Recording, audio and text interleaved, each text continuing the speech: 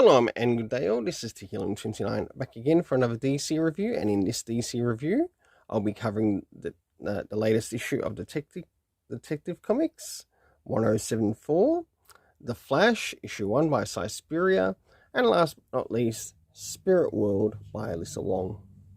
I'll now get things organised for the first one that I'll be reviewing, and moving into first things first, we move into Detective Comics, issue 1074. So first things, does this cover in any way, shape or form connect to something that is happening inside with the story? In essence, I really felt like it suited the story in a big way. So for this, I give the cover a 6.5 out of 10. Now it's time to have a look at the internal art for the first story, and only the first story only. I am not going to be covering the backup. So as the story begins, we end up catching up with the character of Batman, and it seems that he's taking on a number of villains. And whilst this is all happening around the Organ Place and in Gotham, as we advance a little bit further within the story, we get a bit of a flashback between Bruce Wayne and, of course, his father. We also get to see Bruce Wayne interacting, I guess, with his past or something like that with Nightwing within the story. If it's one thing I really got to say is that this story has really begun to drag itself into the mud. And last but not least, towards the end, to which we see Renee Montoya. For the internal art, I give it a 6.5 out of 10.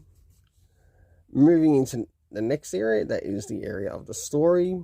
So first things first, do we get any comic references to any of the previous issues? None at all. And it will take a toll in the points. Time, none at all. The only things that we do seem to get in this story are location and cast. The locations being Gotham, the Organ Place, and of course the Reservoir. The cast of characters consisting of Batman, Bruce Wayne Batman, of course meeting up with his father in a bit of a flashback. We get Killer Croc, and last but not least, Dick Grayson, Nightwing. For the overall storytelling in this, I give a 6.5 out of 10. This needs to end. Being blunt and honest, this arc and crap needs to permanently end. I'm over it. Alright, now it's time to move into The Flash.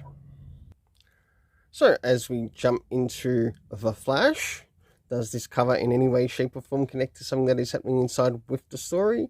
In some essence it is, to which I give a 7 out of 10. Now it's time to have a look at the internal art around the beginning, middle and of course the end, and also what's happening with the characters. As the story begins, we end up catching up with the characters of both Max Mercury and Impulse, and some of the things that are happening with him. Jumping towards the middle of the story, we have Wally West meeting up with Mr. Terrific, and we also get a bit of a incoming event of things that are going to be occurring, and we are told that the Uncoiled are coming. So rough guess, this thing that we're seeing at the end is connected to the Uncoiled. So we get a bit of a Shaggy insert character. Seriously, just thought I'd point that out. And last but not least, towards the end, or the very end, to which we get to see what is this supposed cosmic threat villain. For the internal art, I give it a 7 out of 10. Now it's time to move in relation to the story. Did we get any anything in relation, comic reference-wise, to anything previous Flash that might help out with this story? No, we don't. Next is the area of time. Nothing covered. The location, we know that this is taking place, is at Central City. We also have the cast of characters of Max Mercury, Impulse, Wally West. We saw Grodd, Joy, Ari, Wade, and Linda West. We saw Mr. Terrific. We also got a reference to the Uncoiled. And the person who looked like Shaggy, by the name of Chad. For this story and somewhat synopsis, we do get a bit of an indication that Wally West is experiencing some pains, though you'd think if he is also experiencing some pains in the Speed Force, that there would also be other members as well experiencing this, and also be bringing it up to Mr. Terrific instead of keeping it in secret and going sort of like a Heroes in Crisis route. Can we please not go there again? We are over this crap. And because of that, if the second issue is just as bad, I'm going to consider dropping the series and only sticking with the Jeremy Adams Jay Garrick Flash run. For the overall story rating in this, I give a 6.5 out of 10. Now it's time to move into Spirit World by Alyssa Wong. So as we move into Spirit World, issue 5 by Alyssa Wong, does this cover in any shape or form connect to something that is happening inside with the story? It does, to which I give it a 7 out of 10. Now it's time to move to the next thing, and that is the internal art around the beginning, middle, and end, and also what's happening character-wise. So, as the story begins, we get a bit of a character dump, I must admit, and a whole list of characters here, to which we now get to see in the series, or are connected to this series. And if it's one thing I were to point out, it would have been nice to see some of these characters make an appearance maybe in earlier issues. Plus, it would sort of work with some of the theme that's connected with Xanthi. As we start to move towards the middle of the story, we get to see Xanthi along with Constantine and Cassandra Cain take on some of the villains in this Spirit World. And last but not least, towards the end, to which it looks like they tried to do a portal of escape back into the land of the living, and it looks like they've brought some things from the undead into the land of the living. That's how it sort of feels with this last part. So for the internal art, I give a 7 out of 10.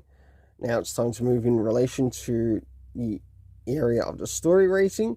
Seeing that we're now 5 issues in, I thought maybe Alyssa Wong might actually bring in some comic book references to some of the previous issues, just to maybe help catch up any new readers to her series. We didn't really get that, so nothing there. Next was the area of time, nothing there. Next is the location, to which we get to see the Jade Tower in the Spirit World. Last but not least, we have the cast of characters, to which we had the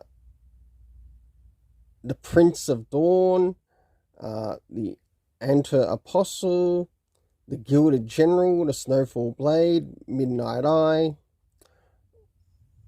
Cobalt Advisor, plus a whole list of others, which I'm not going to bother naming. Of course, we have Xanthi, Cassandra Cain, Batgirl, and last but not least, Constantine. For the overall story rating in this, I feel it was way too forced, with a lot of these new characters being thrown into the story.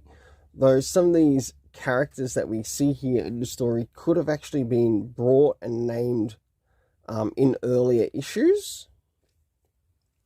maybe even playing a part into maybe something that happened between her and her mother, and it would make a little bit more sense to the events as to why she feels such, I guess, a disdain to her parents, because in a way she's been slightly manipulated by these characters interfering with, like, her family's life, and in turn her own.